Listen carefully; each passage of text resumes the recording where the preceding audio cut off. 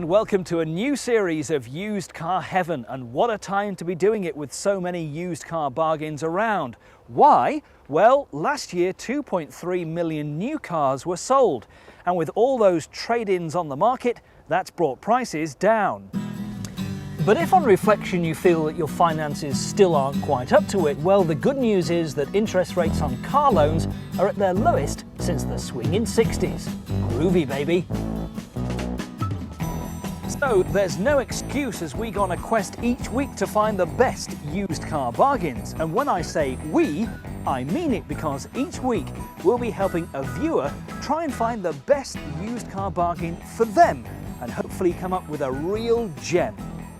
This week I'll be helping a young mum choose her new car. She's trading in an old Corsa but wants something with more style, more power and more space for her young son's pram. These are the three cars Emma will be test driving on tonight's show. Which will she choose, or will she reject them all? The Vauxhall Astra, low in the style stakes, but surely this is a practical proposition which is cheap to insure and to maintain. The Peugeot 206, gorgeous styling and it's fun to drive, but the interior lets this hatch down. And the Renault Magan, again low running costs with good safety features, but maybe the cabin is too cramped for Emma's needs. So, which will she choose? What is it that you're driving at the moment, and why do you want to change ideally? I'm driving a Corsa at the moment. It's too small for me, to be honest. I've got a little boy, and with the pram in the boot, there isn't much space for shopping, and so it is a bit of a hassle when I do go out shopping. So now we come on to the Vauxhall Astra, a big seller across the UK and Europe too. We'll find out what Emma thinks very soon. But my impressions on the Vauxhall Astra is I like the car. I know it has a slightly dull and bland image to it, and it looks like a mini Vectra, but it's got a good boot, plenty of space for passengers. Inside the cabin is a bit bland, to be perfectly honest, but it's very, very good to drive. I was lucky enough to go on the original launch of the Astra back in 1998 when this model was launched, and you really realised how much work had gone into producing this car. Lotus did a lot of fine tuning on the way that the car handles and drives, and that really shows up when you get on the road. If you go for the petrol models, they're economical. Diesels like this are even better. They're cheap to run and insure, as Emma will find out. So Emma's behind the wheel of the Vauxhall Astra, and already she's finding the gears are a problem. I find it comfortable, although the gear stick is quite stiff. In trying to find it, there isn't much movement in it. There isn't. A very close-knit box on these. Yes, they are. Yeah. This particular model of Astra is a diesel, so here if she does the miles there are savings to be made at the fuel pumps. The miles per gallon on this one is, the combined miles per gallon on this one is 58.9. So you're looking, a good 59 to the gallon out of the car. Initially thinking it to be a noisy and smelly option, she has mellowed her views of diesels. I am surprised at the performance of the diesel. I did think it would be a lot slower. But now, it's warmed up a little bit. I do think it's rather nippy. They always tend to perform a little bit better once they've warmed up.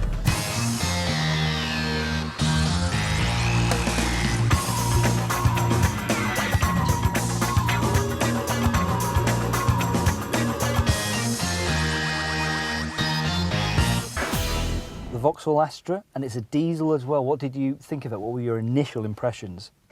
Well, I like this one a lot. I like the position of the steering wheel and the gear stick and the pedals, although the gear stick is rather close together, so it just takes a little getting used to, but I think I'll manage that. And the performance was very good. It was 1.7, and although it's a diesel, it's a turbo, so it did have a kick in it. I really liked it. Now, you said before you didn't particularly like diesels. Have you been converted by this one? Yeah, I was absolutely amazed by it, to be honest. One down, two to go. Next to test drive is the Peugeot 206. First, let's get some used car insider information with dealer Peter Anthony.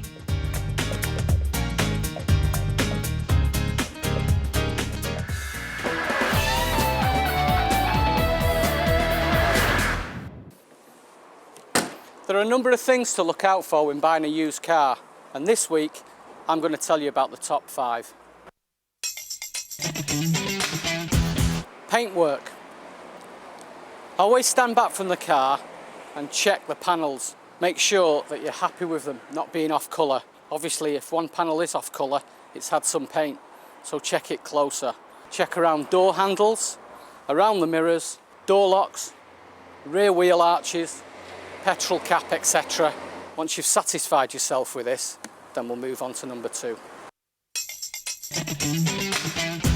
Interior. Always checks for signs of wear. Seats, steering wheel, gear knob. Obviously, if a steering wheel's all bald and shiny and a gear knob, and you've got signs of wear on the seat where you get in and out, yet the car's showing a low mileage, then you can guarantee it's done a lot more. Engine. Always check, make sure that the engine's dry. If you've got oil all over it, then obviously it's got some kind of a leak. Start the car up, make sure the oil light goes out. Have a listen to it. Satisfy yourself that you're happy with the noise it's making. If there's any knocking, banging noises, tapping noises, that's not a good sign. And always make sure that there's no smoke coming out the exhaust. Fourthly, tyres and exhaust. The first thing people look at when they come on my forecourt is the tyres, and some people are put off if the tyres are a little bit worn. But these can be replaced quite cheaply, and if you bought the car or you like the car and you're happy with its overall condition, don't let a tyre or an exhaust put you off. And number 5, always take the car for a spin. This will check the gearbox and the differential. If there's any whines coming out of the diff or the gearbox, these can be quite costly to replace. Always take the car for a spin and drive it to its full temperature. This will make sure the car's not overheating. Now, our viewer this week, Emma, has got about £5,000 to spend. She could stretch to about £7,000 if she found the really right car that was ideal for her. But first off, the Peugeot 206. Now, this car comfortably fits into her budget. You can easily get a Peugeot 206 for way less than £5,000. They're starting about £3,500 now. Now, the 206 was first introduced back in 1998 and it's been a big seller in the UK. It is very, very popular. Comes in 3 or 5 door, and although it looks fairly small, it's actually quite a roomy car. Inside, there's maybe a few gripes about the interior plastics that they use, but if you go for the GTI versions, they're incredibly hot. Even the base 1.1 like this is a good car on the road. Emma's driving the Peugeot 206, which has an engine range from 1.1 to 1.6. But today she has a 1.1 litre petrol unit for her test drive. And for quite a bulky car, she's finding the going a little sluggish. It does take quite a while to speed up, doesn't it, on this, you know, like... What you've got to compare it to is what sort of journeys you'll be doing. If you're doing a lot of motorway journeys, you might need something that does. Well, during the week, to be honest, I will be doing work, you know, from A to B. It will be from home to work and back. But at weekends... Is that short stops? Well, at weekends I'll be travelling more on the motorway. She's looking for a car with more space than her present Corsa, but finds that the 206's huge dash reduces cabin space. It reminds me a bit of the Ford car. Yes, that's the same quite idea, big but those they inside. spread them out a little bit as well. I do find that these are more claustrophobic because they are so chunky and kind of here, rather than, you know, the windscreen being closer.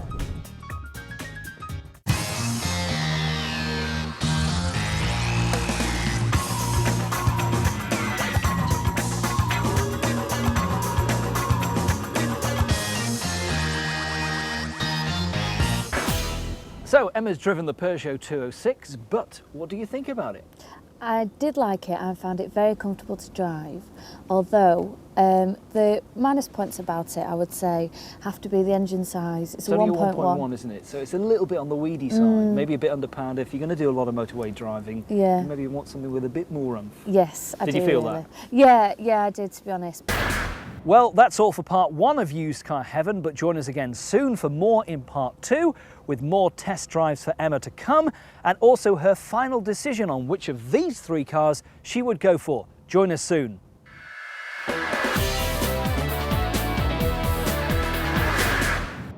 Hello and welcome back to part 2 of Used Car Heaven. We'll be heading off to the car doctor surgery soon for more tips and advice, but first let's catch up with Emma, who's looking for a small car.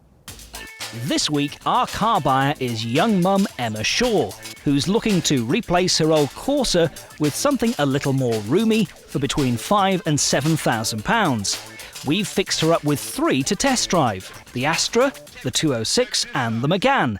But there are other alternatives, as Richard Hammond explains.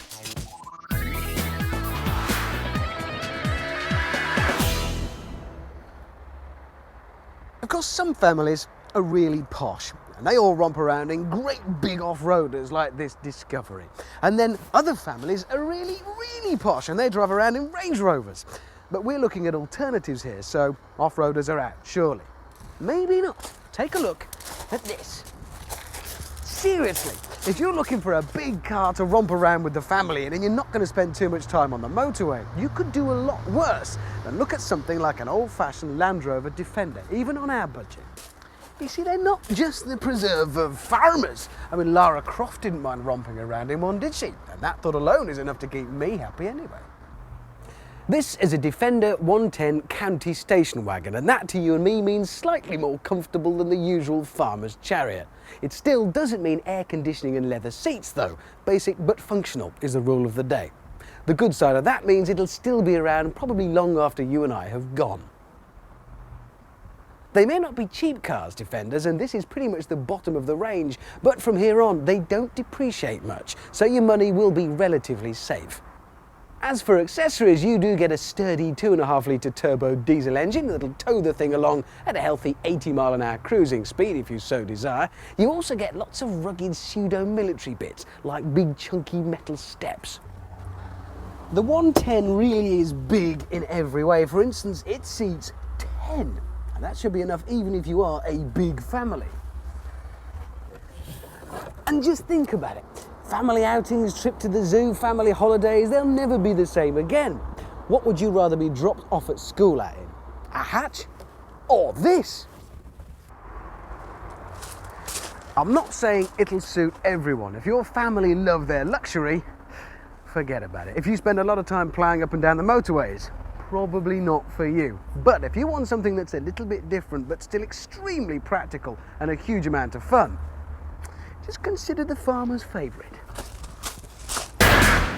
Now, Renault launched the Megane in 1999, and these cars come in 3- or 5-door like this, in coupe or in cabriolet form. The good thing with the Renault Magan is that you get a lot of car for your money. It comes with a lot of equipment as standard that you'd have to pay extra on other vehicles, and this is a very competitive sector. I mean, this car has to compete with not only the Vauxhall Astra and the Peugeot 206, but Ford's Focus and the VW Golf. But it's perhaps the style of the Renault Magan which is its biggest letdown. I mean, just look at the front area here. These headlights and this grille just to me look pig ugly. And the 4-door saloon, or sedan as they call it, is even more of a horror story. However, the Magan is a very, very safe car. Inside, it's very comfortable, as all French cars tend to be, but maybe the interior and final fit of the finish inside are not up to the standards of other rivals in this class. So what does Emma think? So it's behind the wheel of the Magan for Emma, and her initial impressions aren't good. Firstly, I really don't like the interior. You don't like the interior? No, I think it's the plastic looks cheap. There is a lot of plastic used in here, yeah. And the fur on the seats is like something out of the 70s. That's velour. Yes. Velour upholstery as opposed to cloth.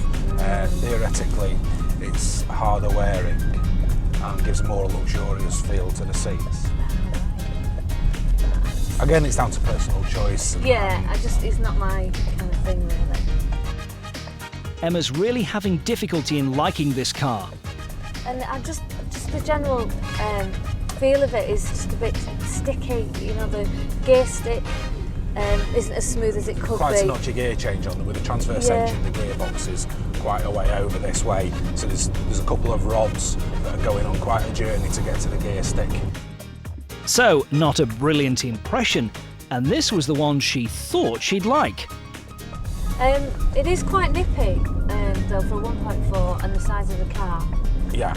But I am really disappointed in this one because I did think that this was the one car that I did want to like.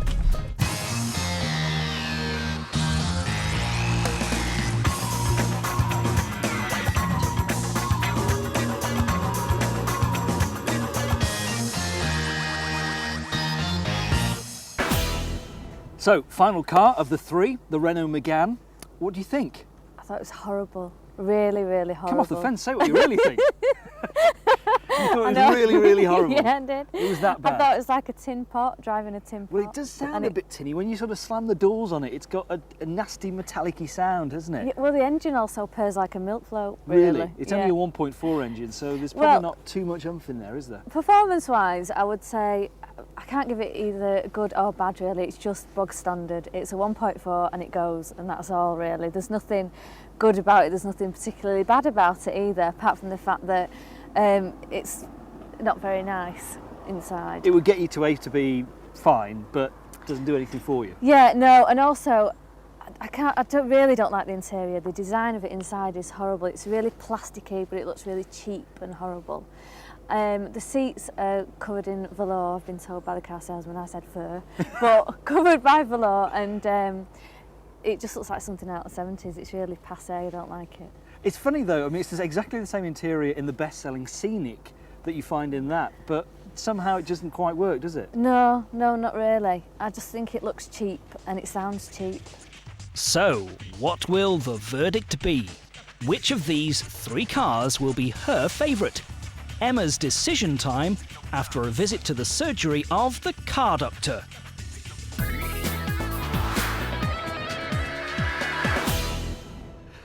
When I was a young boy growing up in the 1970s, the only people that had a Porsche 911 were rich people. Certainly by the 80s, a lot more people had them, high-powered yuppies and things around town. By the 90s, they'd become a bit stale from my point of view, in that they were a bit of a well-worn cliche, and as far as I was concerned, the equivalent to a grown-up XR3i. Now that we've come into the new decade, they are the height of coolness, and I'd certainly put them in my list of the ultimate 5 cool cars, along with Aston Martin, Lotus and Alfa Romeo. But they can be cool for the wrong reasons.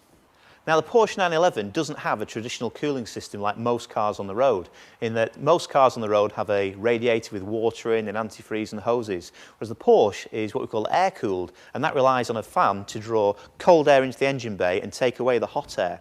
Now, that system works brilliantly because Porsche have got it off to a fine art. However, the Achilles heel of this vehicle is the heating of the cabin, because on a normal car, we'd be able to pipe hot water inside the car under the dashboard to a little radiator and then blow it either to the windscreen or to your feet.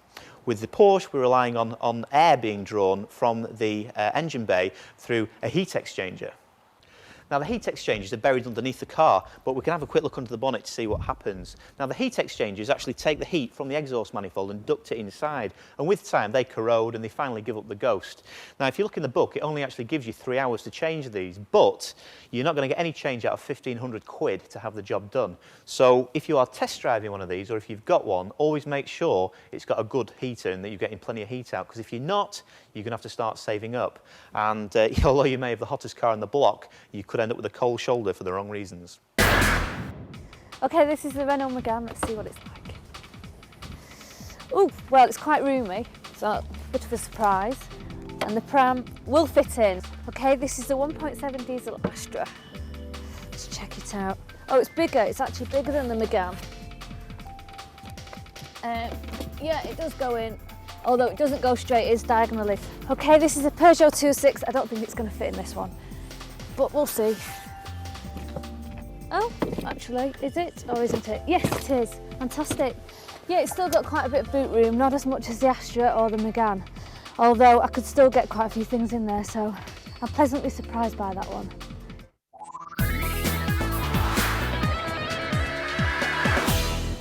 So Emma, it's that crucial decision time. You've had a chance to drive all 3 cars. Let's start in reverse order. Which is the car that you definitely wouldn't buy? I think you could probably tell actually it's the Mcgann. The Renault Magan. Yeah, I'm really disappointed. I really wanted to like this one, but I don't at all. What are the main key points, just again very quickly, why you didn't like it? It's like driving a tin pot. The interior isn't very nice at all, and it's just uncomfortable. It's just uncomfortable to drive. It isn't sturdy enough. Didn't like it. So we don't want them again. No, Forget I about wouldn't that. give that a runners-up position. But what actually. about second place? What would you go for there, do you think? Second place? I would say the Peugeot. The Peugeot 206, the Yes. very reliable, favourite car, drives well, doesn't it? Yeah, I was really taken aback by this one because it is a little car. It's a 1.1, but it's really comfortable, and I can get the pram in the boot, Which is I was. important. Yeah, well, I was dead surprised. I really didn't think I would because to look at it, it does look like the same size as a Corsa. It does look smaller than the other two, doesn't it? Yes, yeah, much. So I was really pleased with that one. But your favourite of the Yeah, three, yes. the car that you would buy, Yeah. is the Vauxhall Yeah. Astra. Yes, it is. I would. Well, I'm hoping to get one actually now.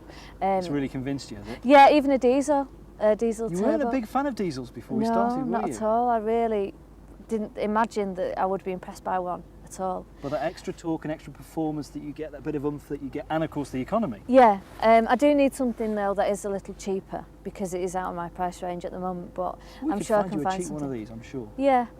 Vauxhall Astra is the winner.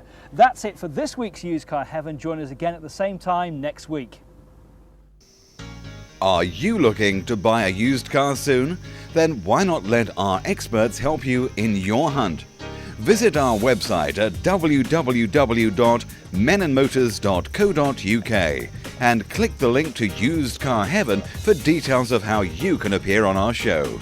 Plus, the car doctor can answer your mechanical problems too. That's menandmotors.co.uk.